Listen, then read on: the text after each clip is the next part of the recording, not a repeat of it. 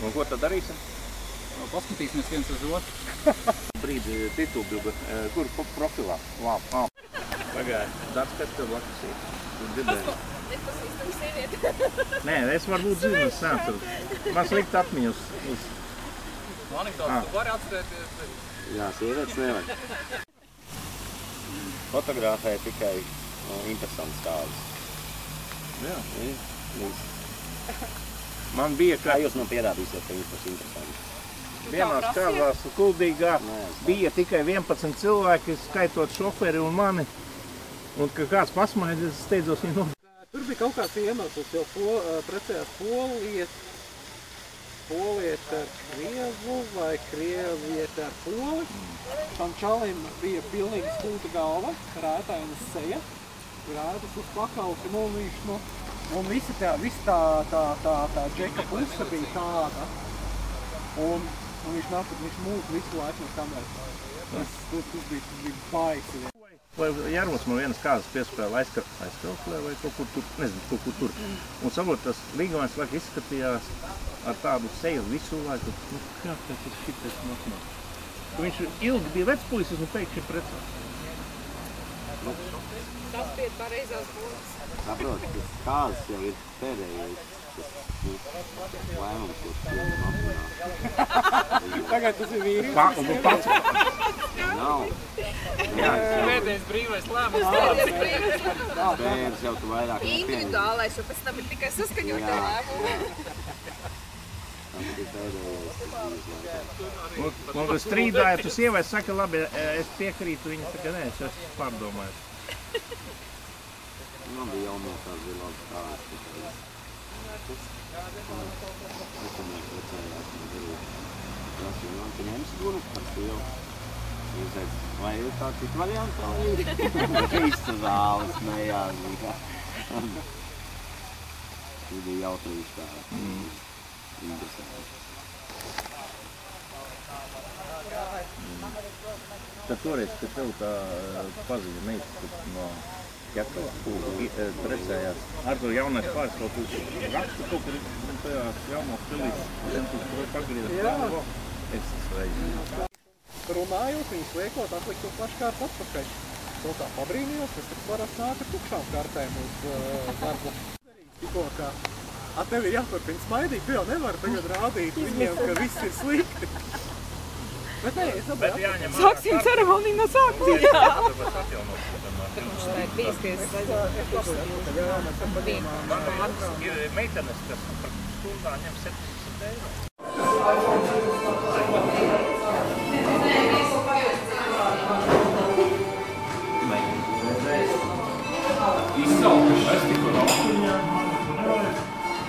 Tikko ir prezidents, tā sākās kaut kāds šitie te. Tad pārējie neko negrib vairāk darīt, tad visi grib. Es tūlīt pat biju domājis tā, ko uzrakstīt kaut kādu šo, ka atnāk pasēdēs te kaut kādu noteiktu tēmu vienu, pakļopstēt viņu, apstrādu vai ko. Un vienalga ko. Grib, tur Edgars atnāk, Žanis atnāk. Vai, jebkurš ierosina tēmu, tad arī tev sanāk, grib parunāties. Gribu uzzināt kaut ko jaunu. Dace varbūt ar Photoshop tur kaut ko pastāstīt. Dace baigot var noteikti pastāstīt par Kuldīgas. Nē, nu, ideja tā. Gribu paklausīties anekdotas, es saku, Raimundis, tā vajag pastāstīt. Man vajag. Ko? Kādreiz bija? Ko tas ir? Fotoklubs jau bija kādreiz, ne kaut kādu laiku? Fotoklubs jau bija, jā.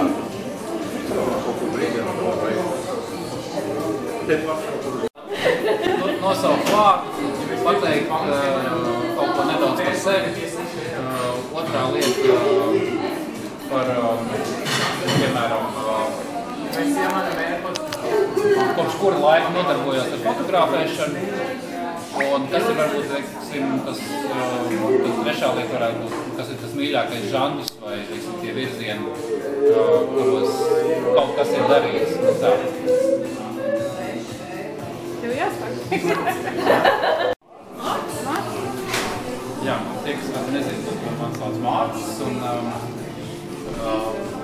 kā tas viss sākās, es arī īsti neatceros tiem iemesliem, bet kaut kāda viltne tur bija. Patiesībā kaut kāda 8 gadu vecums es tā apzinos, kad bija kaut kāds fotopulciņš, un tad bija tā viltne, kad faktiski jau arī tur mājās fotografēju kaut kāds lietas, protams, droši vien, kad no turienes. Mamma arī kaut ko bija laikam darījis kādreiz, un tā tas viss sākās. Bet bija tāds periods, līdz arī pēdējos gados, būtībā tad es tā saprotu, ka rēķinu atpakaļ, tad līdz kaut kādiem gadiem 18, 19 es ar to nodarbojos. Toreiz, protams, filmu aparātu un tā vēlāk, un pat bija kaut kāds fotografēju. Īstenībā jau kaut ko līdzīgi kā Mārcim, bet ne tik aktīvi. Konkrēti sāku ņemties ar to 2009. gadā. Sākumā par kaut ko ar tā laika telefonu, pēc tam es tiku pie pirmās filmiņas mobilkameras, ar to es uz laiku eksperimentēju ņēmos. Tas ir šīm dienām. Mīļākie žanri. Ainava. Pa lielam. Pilsētas ainava. Ainava ir baigi tāda tukša, es tā cilvēku. Kas vēl? Šobrīd. Varbūt vēlāk, ja mēs vēl apsprātā par gudspēsim.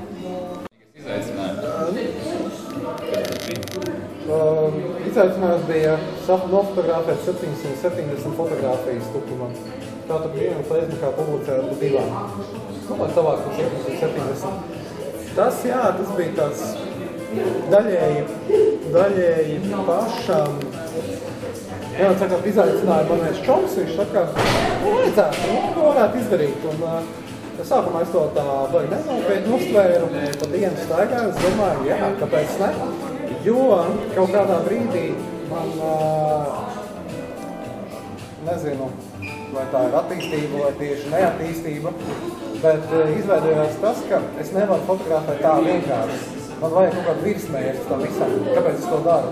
Ja es varu sataisīt 100 bilžu ar spoguļu sienu, priekš kam es to daru? Kam to vajadzēs?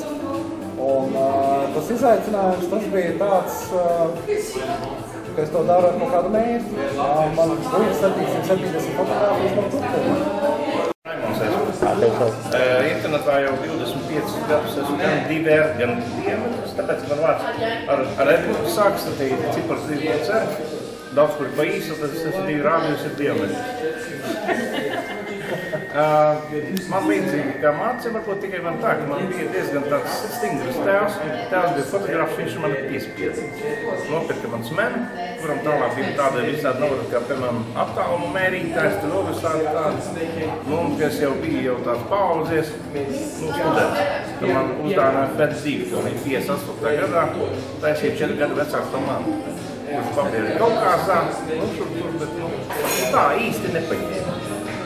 Tā pa īstam es sāku fotografēt 2004. gadā fotografēt. Man šitāds maziņš kaut kāds kampēja, kaut kāds, es nezinu, parādīšu. Pārprotēts ir pirmā fotografija Jermutam Andrevu.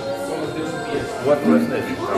Bet, un tad kaut kādā mēs ar Uģi sākām 4. gadā, 5. gadā sākām kopā fotografēt. Viņš teica, beidz muļķoties, pēc spūgoli. Un es paņēmu Olimpu. Bet Olimpam bija viena baigā vaina, šausmīgi lēna, gan optika, gan, piemēram, mačē kāzas ar met augšā cilvēku ar grēsu. Viņš ir nopirkt atpakaļ, man tikai nostrādā. Kamēr mēr atvezīsties, un kanons ir atpakaļ. Un tad pārgājās kanons. Principā ir kaut kādas mazās uzvaras bijušas lielas, kas sen jau aizmirsušās. Pāris 10 kaut kādas izstādes, man liekas, tu biji vainīgi, ka es piedalījos vienā konkursā, kuras arī runēju. Vai ne? Pierunājis. Tas kaut kāds par tukumā novadu bija kaut kā. Jā, man liekas, ka jums ar Žanu bija. Un tad bija pēdējais moments pirms krīzes, ka bija 3... Zemes pilnāšana un tā tālāk, viņš bija sapildījis veselu sēriju. Slāpi, džuks, tas gals. Kā atbūtās, man liekas, viss ir būs aizauguši zelta, tā visās pusās ainas vienalga, vai tās ir drupas, ainas, vai kolēģi, vārds laivā, vai pamestas zābaka vai viena zābaka vai kalns. Kad muzejs nopirka pirmo fotogrāfu, tad Dina iedeva kolēģi Skrāni labākā iedeva fotogrāfu.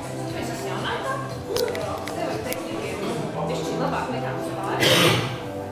Tev ir laba acis. Tu ir smēļas. Smadīt bieži. Bet, pēc pārējām viss sākās ar to, kad arī jāatbildē muzeja izstādes, eksponāti, tad pilsēta. Sonija, viņa bija kuldīga, viņa organizēja, jā, un tur bija laikmeta liecības tāda bilde, un atkal viss jau dzīvē notiek pa jokam, jo mēs tur jāķis svinējām, tautstarpā meiteni, un vienam tur trāpījās rotaļu automāts, un mēs tā, bet šitā ir ritīgi laikmetīga bilde, kad visi cilvēki uztraucās par karu un tā tālāk, un mēs nav, jo es bildēju tikai ar telefonu, es ar manā fotoaparātu nesunāju. Vai vēl kaut kas, un tad es tā arī mājās mazliet mācos ar uzstādījumu, uzlieku kaut kādas kastītes savas, ko man vajag, nobildēju, salieku. Tas strādājot sociālos tīklos, tas galvenais mērķis ir, ko es esmu sapratusi, kas priekš manis ir, tas ir tik īstermiņa tāds, tu ieliec un rītā viņa vairs nav aktuāla vai parītā bildi, jo cilvēki viņu ātri aizmirst. Un tad priekš sevis es tādu mērķi esmu izvirzījusi, kad lai tā bilde ir glīta, uzrunājoša, un lai tu neiegultu pārāk daudz laika, bet lai tu rīt atkal var uzradīt kaut kādu tādu priekš cilvēkiem attēlu, kas būs varbūt netur zīmēts reklāmas. Es tur tā tīri skatos, kas notiek, ko citi kolēģi dara un ko liek. Un arī tas ir kā izaicinājums vairāk bija tādēļ, ka pirmo kameru man pārdeva Džons. Par 3 rubļiem smenu. Es pirmo filmiņu attīstīju, viņam visu sagāja kopā fiksāžu attīstītāju. Nekas nesanāca, man bija jāķis lūk, man vajadzēja nākošās filmiņu. Un tas izaicinājums. Kas arī šobrīd laikam man ir tāds, mēs jau runājam, ka tā fotogrāfija dzīvo vienu dienu sociālo tīklu. Tas ir kolēģi nomatīts arī tā, lai viņi neskatās. Izaicinājums vienmēr ir kaut ko atrast jaunu. Arī cilvēki būtībā man ir tas mīļākais laikam žanrs. Cilvēki sevišķi kaut kādās citās valstīs, kur ir eksotiski, jo tas nav. Tur, kur vēl neskatās uz tevī kā, tu man nefotografē. Jo tas arī tāds izaicinājums, kur meklēt tieši tās vietas, kur ir bīstamāk. Un kā mums bija kaimiņos, bija viena sieva, pazīstam, kas bildēja. Viņai bija mājas laboratorija, viss tā pienākās, viņai patīkās iesmigot. Tad es gāju pie visu kopēju bildes, kamēr viņa dzēja.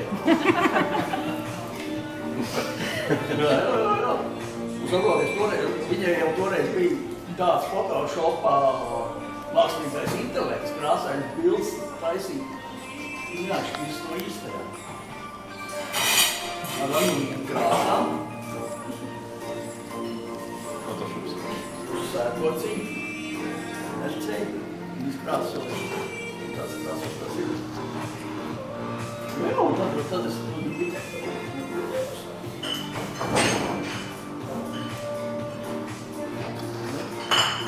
Tagad mēs visi arī atkārtosim. Es nezinu, aktualizējās 5 tēmas. Labi, mēs uztaisam WhatsApp grupā balsošanu.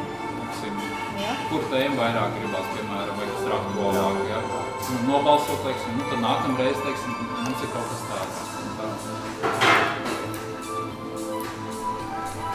Bet man šķiet arī, kas ir kaut kā svarīgi, ja ir kaut kā tāda apvienība, radošās domas tāda apvienība, tad ko var izdarīt tiešām arī vairāk esot kopā. Un kaut kā to fotogrāfisko atmiņu tieši tukumā arī viņi vairāk fiksē. Vai nu tie ir kaut kādi notikumi vai kaut kādi objekti, es nezinu, vai kaut kas performance, es nezinu. Kuldīgā vieta tēma bija kuldīgs kaķis, piemēram, un tad staigā un bildē kaķis, piemēram. Jā. Nu jā. Tā tā veidojas tas tēņi? Jā, mūzikas, tu nezinu. Kas tukumā? Jebkas, jā, tukuma kaut kāds smukums. Bet,